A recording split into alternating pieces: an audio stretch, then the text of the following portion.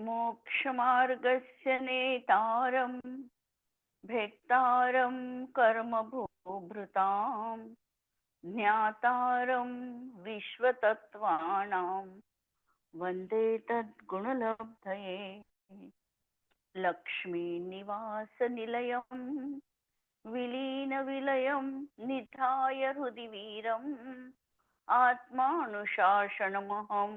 वक्षे मोक्षाय भव्यानाम.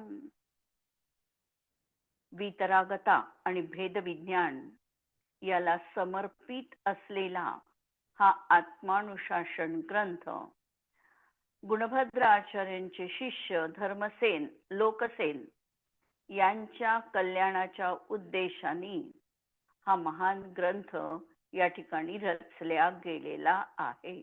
निमित्त कारण कोणतं तरी हवं असतं आणि ते मिळालं. त्यांच्या शिष्याचं निमित्त कारण त्यांना मिळालं, लोकसेन नावाचे शिष्य, आणि त्यांच्या निमित्ताने हा आत्मानुशासन सन्मार्गाचा उपदेश देणारे नीती ग्रंथ शिकवणारा असा हा ग्रंथ आम्हाला गुणभद्र आचार्यांच्या माध्यमातून उपलब्ध झालेला आहे. काल आपण बघत होतो की आप्त जे आहे हे आप्तच सर्व सुखदायक आहे. आप्त जे आहे खरे देव हेच आम्हाला सुख देऊ शकतात, कारण त्यांनी स्वयं तो मार्ग अनुसरलेला आहे, त्या मार्गाने त्यांनी सुख प्राप्त केलेलं आहे.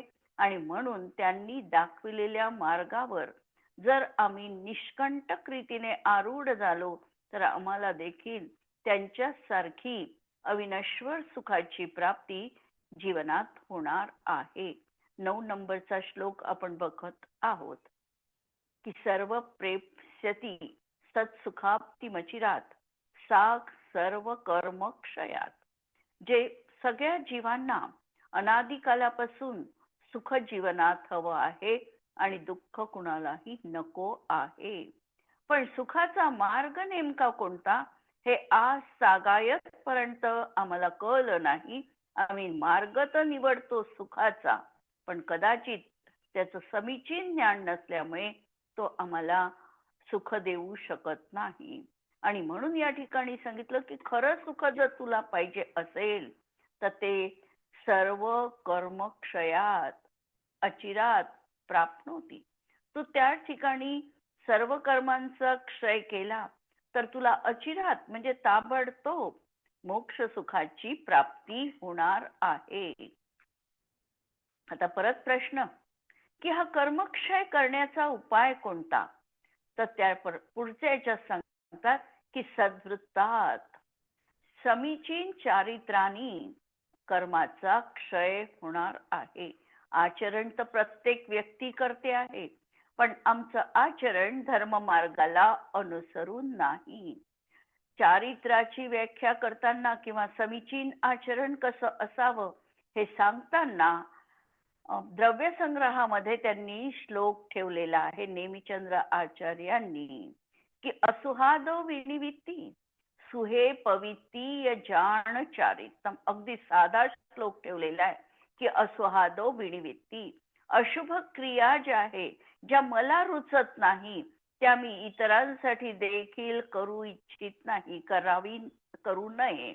अशा प्रकारच्या ज्या अशुभ क्रिया आहे, मनामध्ये वाईट विचार येणं, वाणीने वाईट बोलणं आणि कायेची वाईट कृती करणं, या सगळ्या अशुभ क्रिया आहे. असुहादो विनिवित्ती, या क्रियांपासून तू स्वतःला वाचव. या क्रिया तू जीवनात करू नको. मनामध्ये जर दुष्विचार येत असतील तर काय करायचं?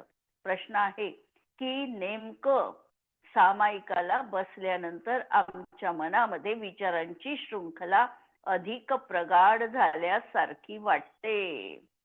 प्रत्येकाचा अनुभव आहे की सामायिकाला बसलं त्यावेळेला नको त्या गोष्टी आम्हाला त्यावेळेला आठवतात आणि आम्हाला असं वाटतं की सामायिक करणं मग टाळावं.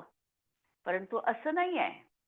सामायिक ज्या वेळेला आम्ही करतो त्यावेळची आमची मनोदशा अत्यंत शांत, निर्विकल्प, टेन्शन रहित आम्ही असतो आणि त्यामुळे आम्हाला बरोबर गोष्टींचं स्मरण होतं. मग आम्ही काय करायचं?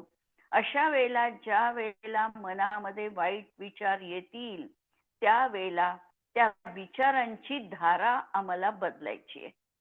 समजा आम्हाला संसारासंबंधी कुणाविषयी वाईट विचार जर आमच्या मनामध्ये उत्पन्न होत असेल तर तो वाईट विचार टाळून कशा प्रकारे शुभ विचार त्या ठिकाणी आम्हाला प्रस्थापित करता येईल हा भाव आम्हाला जीवनात ठेवायचा आहे. आणि हे जमू शकतं. प्रयत्न आम्हाला करावे लागतात. की समजा एखाद्या वेळेला आम्हाला आठवलं की पहा या व्यक्तीने मला अशा प्रकारे अपमान केलेला होता, याचा मी तर बदला घेईल, अशुभ विचार मनात सुरू झाले. त्याबरोबर जर आम्ही विचार केला की त्यांनी माझा अपमान केला, हा माझा अयशकीर्ती कर्माचा उदय होता. त्याच्यामध्ये तो केवळ निमित्त कारण बनलं, पण माझं उपादान स्वयं माझं बळकट होतं आणि म्हणून मी ती गोष्ट मनाला लावून घेतली आणि म्हणून मला माझा अपमान झाल्यासारखं वाटलं. विचार बदलला. अशुभामधून आमची शुभामध्ये प्रवृत्ती झाली. मनाचा जो विकल्प होता पहिल्यांदा, जो काही बदला घेण्याचा असेल किंवा आणखी संक्लेश परिणामांचा असेल, त्या परिणामांमध्ये मंदता आली. आमचा विचार बदलला. आमचा जो दुष्प्रणिधान योग होता तो योग्य रीतीने आता निर्माण झाला. शुभ प्रवृत्ती मनाची आमची निर्माण झाली. अशा तऱ्हेने वचन जर आमचं अशुभ बाहेर पडत असेल तर आम्हाला संकल्पपूर्वक आमच्या वचनांना देखील फिल्टर करावं लागेल. कसं पाणी आम्ही गाळून पितो, आम्ही पाणी गाळून पितो तर वचन देखील गाळून पिता आलं पाहिजे. गाळता येतात का आम्हाला वचन, म्हणजे गाळून पिता येतात का हे पाहायचंय. आणि जमतं हे अभ्यासाने की आम्ही जर ठरवलं की नाही कटू बोलायचंच नाही आहे, जर आम्हाला त्या वेळेला मौन धरता आलं तर ठीक, कटू वचन वाटलंही एखाद्या वेळेला तर पहिल्यांदा तर आम्हाला मुक संदेशाने त्या ठिकाणी बघायचं आहे की मी वाचू शकते का, कायेची चेष्टा आम्ही बदलवू शकतो का, तिन्ही दृष्टीने विचार करायचा आणि या अशुभापासून आम्ही स्वतः निवृत्त व्हायचं. जगामध्ये हे शक्य आहे. प्रयत्नांती आम्हाला मिळू शकतं ते. हा विश्वास, अकाट्य विश्वास स्वतःविषयीचा जीवनात ठेवायचा. आणि म्हणून चारित्र्याची व्याख्या लक्षात ठेवायची की असुहादो विनिवित्ती सुहे पवित्तीय जान चारित्रम. पण आचार्य पुढे चालून सांगतात की शुभामध्ये प्रवृत्ती आहे, हा देखील व्यवहार मार्ग आहे. तुला दोनही क्रियेपासून निवृत्त व्हायचंय. शुभ किंवा अशुभ या दोनही क्रिया आम्हाला संसार वर्धक क्रिया आहे. एकानी नरक गती मिळेल, एकानी आम्हाला देवगतीची प्राप्ती होईल. आम्हाला दोन्ही नको आहे. आम्हाला वितराग भावाचं पोषण करायचंय. वितरागता आम्हाला दिसली पाहिजे, शुद्धता आम्हाला शोधता यायला पाहिजे. आणि अशा तऱ्हेने सद्वृत्तात म्हणजे सम्यक चारित्राच्या माध्यमातून ज्या ठिकाणी सांगितलं की बहिरभ्यंतर क्रिया रोहो भवकारणपणा सट्टम, दोनही क्रियेचा निरोध करून आत्मा आत्म्यात कसा स्थिर होईल याचा अभ्यास करायचा आहे. न अशुभ विचार न शुभ विचार.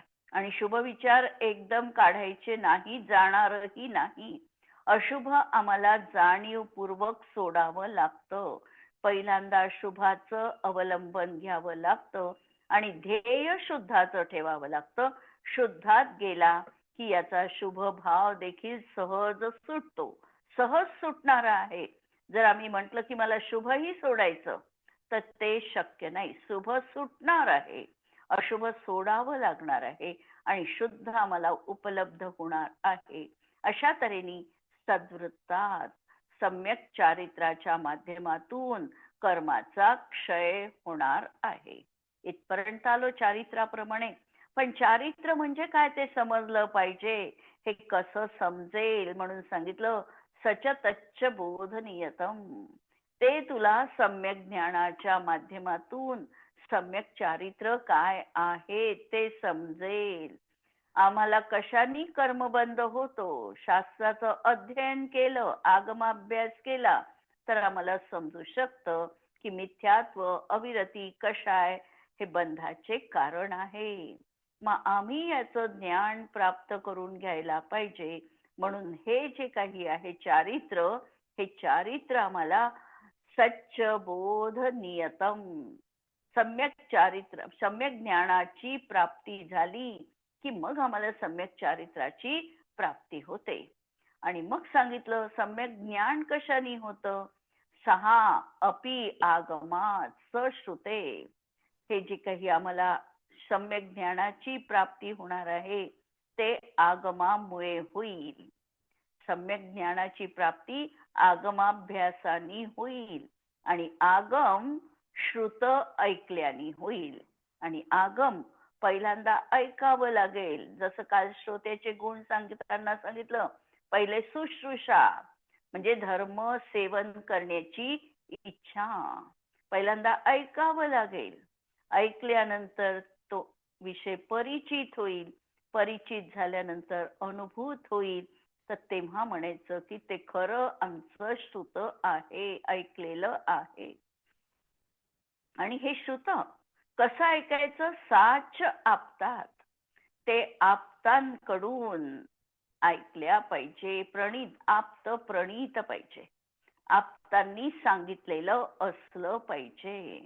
आप्त कोण, आप्ताची व्याख्या देताना रत्नकरण शावकाचार मध्ये समंत भद्रदेव कारिका ठेवतात की आप्तेन छिन्न उच्छिन्न दोषेन. आप्त कोण आहे, तर ज्यांनी दोषांना उच्छिन्न केलं. सर्वज्ञे आगमेशिना, सर्वज्ञ आहे आणि भवितव्यम नियोगेन नान्यथा ह्याप्तता भवेत. हे जर त्या ठिकाणी असेल, सर्वज्ञता, वितरागता आणि हितोपदेशीपणा, हे तीन गुण ज्याच्या जीवनात असतील तोच निश्चयाने आप्त आहे. अन्यथा आप्तपणा कुणाजवळही संभवू शकत नाही. म्हणून आप्त कोण, तर जो 18 दोषांनी रहित आहे. मग प्रश्न आमच्या मनात परत येतो की 18 दोष कोणते आहे. रत्न तत्वार्थ सूत्रात सूत्र पण दिलेलं आहे. क्षुत्पिपासा जरातंक किंवा रत्नकरण शावकाचार मधलाच हा श्लोक आहे. आणि दुसऱ्या कोणत्या अनेक ग्रंथांमध्ये 18 दोषांची नावं पण आलेली आहे. क्षुधा, तृषा, भय, द्वेष, राग, मोहश्च चिंतनम, जरारुजाच मृत्युश्च, खेदः स्वेदः मतोरतिः, विस्मयो जननम निद्रा विषादो अष्टादश ध्रुवाः, त्रिजगत सर्वभूतानां दोषा साधारणा इमे. या जगातील सर्व संसारी प्राणी मात्रांच्या ठिकाणी आम्हाला अशा प्रकारचे हे 18 दोष ध्रुव रीतीने आहे तसे दिसतात. ठराविक काळानंतर आमची बायोलॉजिकल घड्याळ सुरू होते आणि आम्हाला भुकेची संवेदना होते. पोट भरलं आहे की रिकामं आहे हे नाही. ठराविक वेळ झाली की ठराविक प्रकारची आम्हाला वेदना तिथे सतवते. क्षुधा, तृषा, भय वाटतं, अनेक गोष्टी आम्हाला भयभीत करत असतात. नंतर द्वेष आणि राग, हे तर सायकलच्या पायडल प्रमाणे आहे. आम्हाला वाटतं की आमच्या जीवनात दोष नाही, आम्ही द्वेष करतच नाही कुणाचा. पण ज्या वेळेला राग आहे, एखाद्या व्यक्तीबद्दल प्रेम आहे, याचा अर्थ सर्वांबद्दल द्वेष अंतरंगात आहे. एक आहे तिथे दुसरं आहे. आणि रागद्वेष याच्यामध्ये सगळ्यात पहिले जर काही आमच्या जीवनात सुटत असेल दोन मधल्या दोन कषायांमध्ये, तर आमचा द्वेष सुटतो आणि नंतर राग सुटतो. म्हणून भगवंतांना वीतराग म्हणतात. आहे तर ते वीतद्वेषी पण, द्वेष पण सुटला आहे, पण त्यांना वीतद्वेषी नाही म्हणत आम्ही, वीतरागी म्हणतो. कारण राग सुटणं हा कठीण आहे. पुत्रमोह, स्त्रीमोह, पैशाचा मोह, हे सुटणं कठीण आहे. म्हणून राग ज्याचा सुटला त्याचा द्वेष पण सुटला. राग जातो 10व्या गुणस्थानाच्या अंती. द्वेष 9व्याच गुणस्थानात जातो. क्रोध, मान हे काय आहे? द्वेष आहे. आणि माया आणि लोभ हे राग आहे. तर पहिल्यांदा क्रोध जाणार आहे, मान जाणार आहे, मग माया जाणार आहे आणि मग लोभ जाणार आहे. म्हणून त्या ठिकाणी सांगितलं राग द्वेष दोन्हीही, मोहश्च मोह देखील, आणि जरा म्हातारपण, रुजा, रोग, मृत्यू, खेद, स्वेद, स्वेद म्हणजे घाम, मद, रती, विस्मय. एखाद्या गोष्टीबद्दल जर आम्हाला आश्चर्य वाटत असेल की बापरे काय हे घडलेलं आहे, हे तर आश्चर्यकारक आहे, हाही जीवनात दोषच आहे. जनन, निद्रा आणि विषाद अशा प्रकारचे 18 दोष हे जीवनात सर्वसाधारण संसारी जीवांना आहे. आणि मुक्त जीव किंवा अरिहंत भगवान या 18 दोषांपासून रहित आहे. म्हणून हे खरं आम्हाला जर सुख हवं असेल तर ते आप्तांनी सांगितलेला आप्त प्रणीत अशा मार्गाचं अवलंबन करायला पाहिजे. म्हणून स आप्ता सच सर्व दोष रहितः रागादयः अपि ते अतः. रागादिक देखील त्यांच्या जीवनात नको.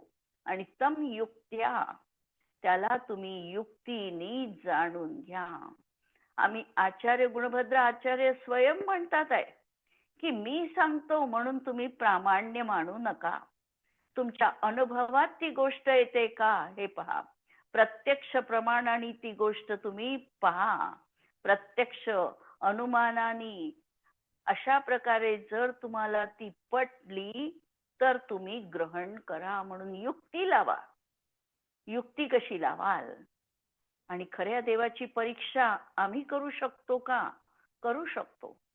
जसं समंतभद्र आचार्यांनी ज्यावेळेला आप्तमीमांसा ग्रंथ लिहिला, जवळपास मला वाटते 105 श्लोकांचा तो ग्रंथ आहे. आणि त्या ग्रंथामध्ये पहिल्यांदाच त्यांनी आप्ताची परीक्षा करण्याचा उद्यम केला. काय म्हणतात की देवा गमन भोयान चामरादी विभूतया. देवागमन आहे म्हणजे तुमच्या इथे सर्वत्र समवशरणात 100 इंद्र येतात, भवनवासी आदी देव येतात, सगळ्या देवी देवता येतात. म्हणून देवागमन भोयान, तुमचा आकाशातून गमन आहे. कारण भगवंतांना केवळ ज्ञानाची प्राप्ती झाल्यानंतर ते 5000 धनुष्य वर जातात. म्हणून भोयान चामरादी विभूतया, चामरादी विभूती तुमच्या जवळ आहे म्हणून तुम्ही महान आहात का? तर आचार्य समंतभद्र म्हणतात हे माया अपि दृश्यन्ते, मायावी लोकांच्या ठिकाणी देखील मला ह्या गोष्टी दिसू शकतात किंवा असू शकतात आणि म्हणून तुम्ही महान नाही. अशा प्रकारे आप्तांची परीक्षा घेण्याची धारदार बुद्धी समंतभद्र आचार्यांच्या जीवनात होती.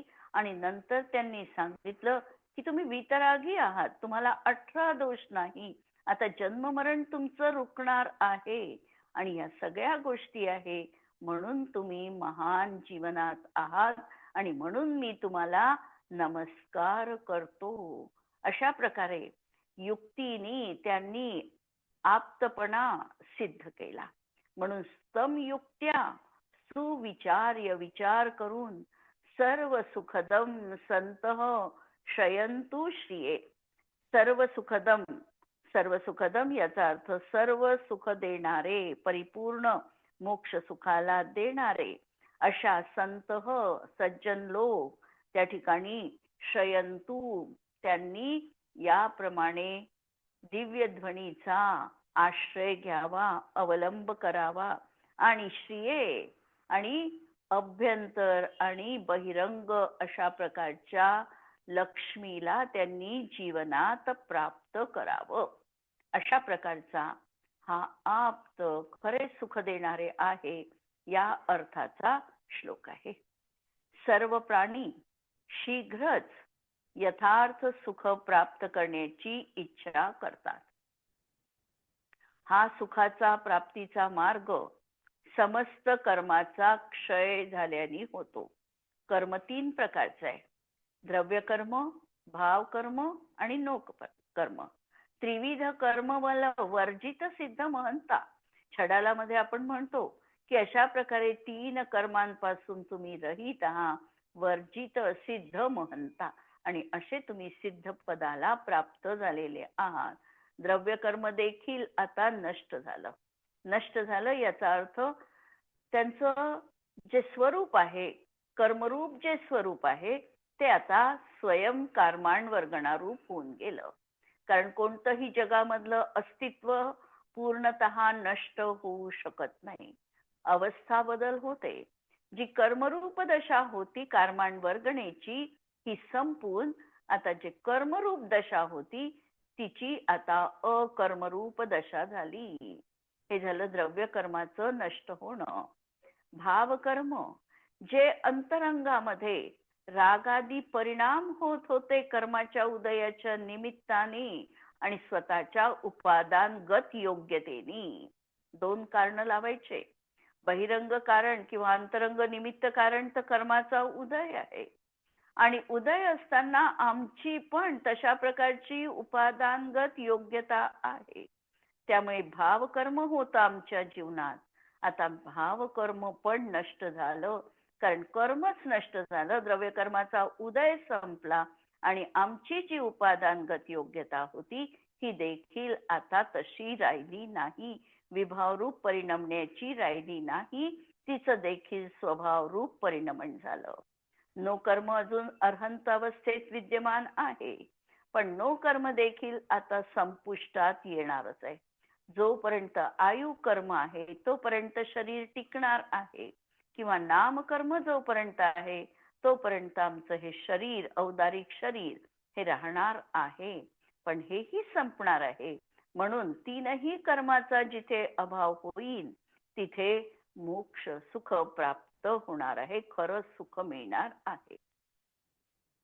कर्माचा क्षय हा सम्यक चारित्राच्या माध्यमातून होऊ शकतो. सम्यक चारित्र हे सम्यक ज्ञानाच्या अधीन आहे. हे सम्यक ज्ञान आगमापासूनच प्राप्त होतं. आणि आगमाचा अर्थ काय?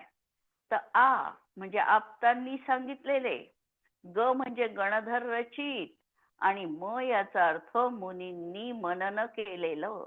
आगम हा शब्द देखील अत्यंत महत्वपूर्ण आहे. आचा अर्थ आहे आप्त. आप्त याचा अर्थ खरे देव, 18 दोषांनी रहित. नंतर ह्या आप्तांनी सांगितलेलं म्हणजे तीर्थंकरांनी, केवलींनी सांगितलेलं जे काही अर्थश्रुत आहे ते गणधरांनी लिपिबद्ध केलं, म्हणून ग हा गणधरांचा आहे. आणि गणधर देखील विपुलमती मनपर्यय ज्ञानी आहे, सम्यक ज्ञानी आहे, आणि त्यांचं ही ज्ञान स्वपरभेद विज्ञान करण्यात बरोबर कार्यकारी आहे. आणि असं हे मुनींनी त्या ठिकाणी मनन केलेलं असं आगमापासून हे सम्यक ज्ञान जीवाला प्राप्त होतं. हे आगम हे द्वादशांग रूप आहे. 11 अंग आणि 14 पूर्व. मध्यंतरी आपण चैत्य भक्तीमध्ये याचं विस्तृत स्वरूप पाहिलेलं आहे की जेव्हा 11 अंग 14 पूर्व म्हणतो त्यामध्ये काही भेद सुटतात. जसं सूत्र, प्रथमानुयोग, प्रज्ञप्ती, याला सगळ्यांना जोडून आम्हाला 12 अंगांचं पूर्ण श्रुत त्या ठिकाणी अभिप्रेत आहे. हे आगम कसं आहे? द्वादशांग रूप श्रुत ज्ञान आहे, श्रुतरूप आहे.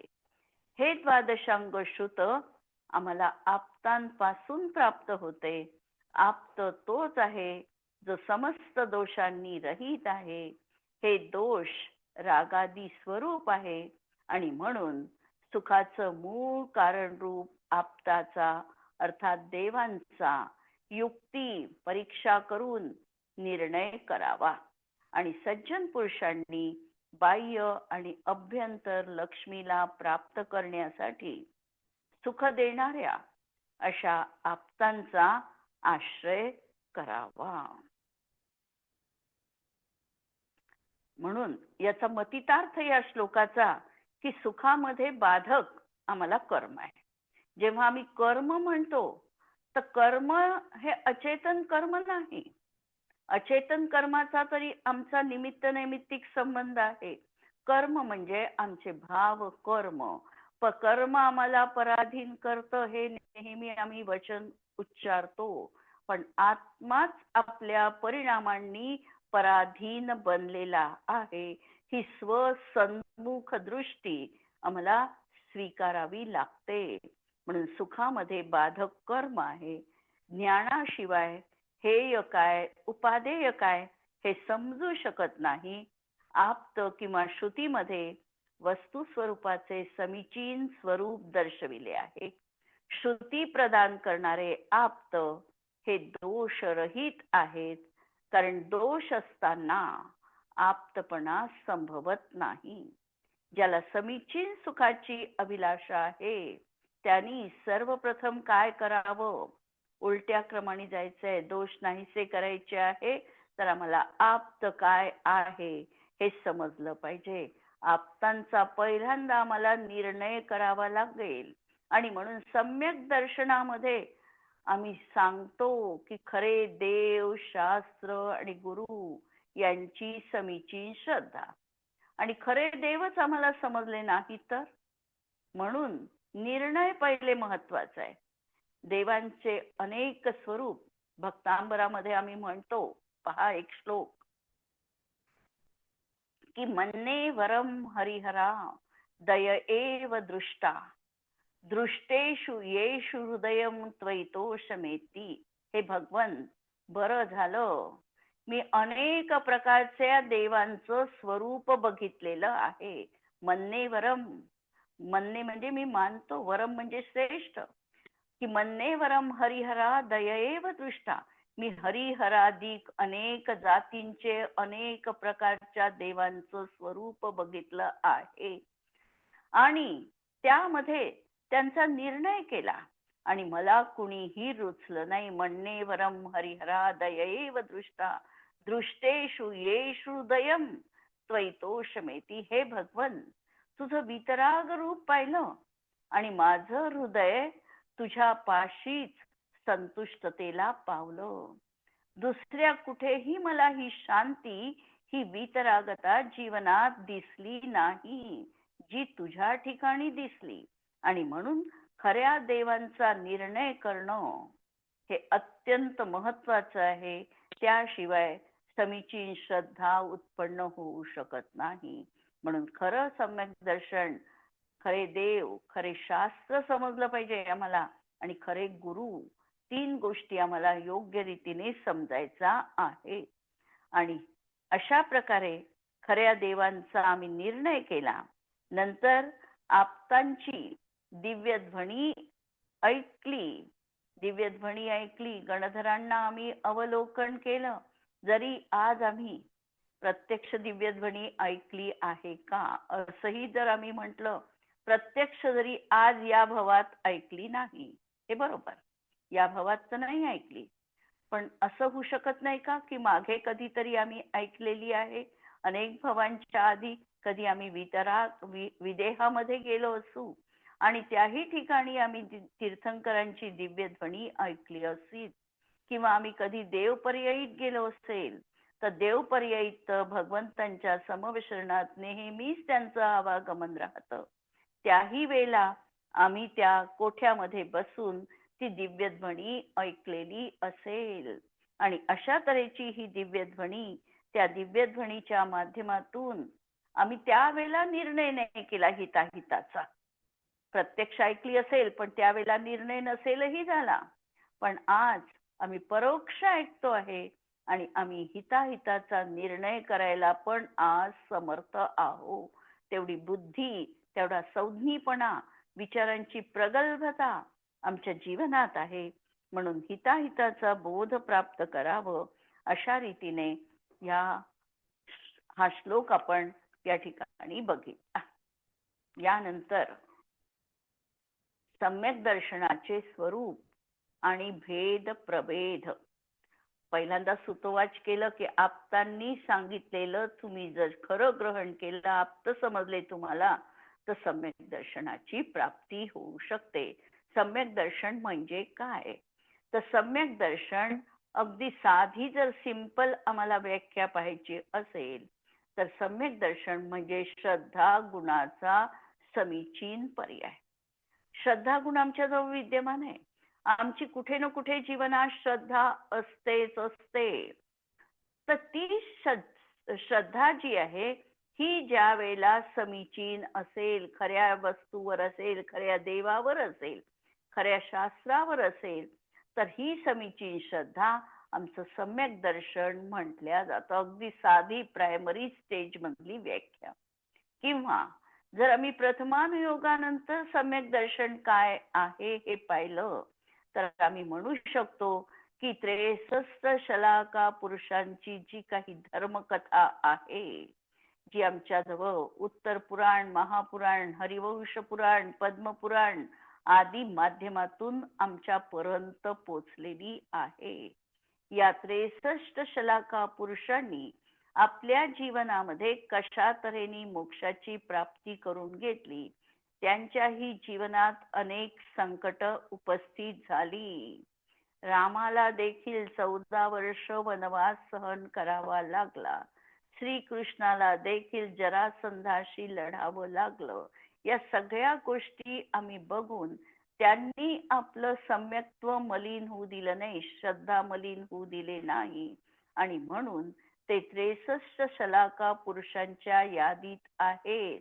अशा प्रकारचे या प्रथमानुयोगाच्या माध्यमातून सुद्धा आम्हाला सम्यक दर्शनाची प्राप्ती होऊ शकते.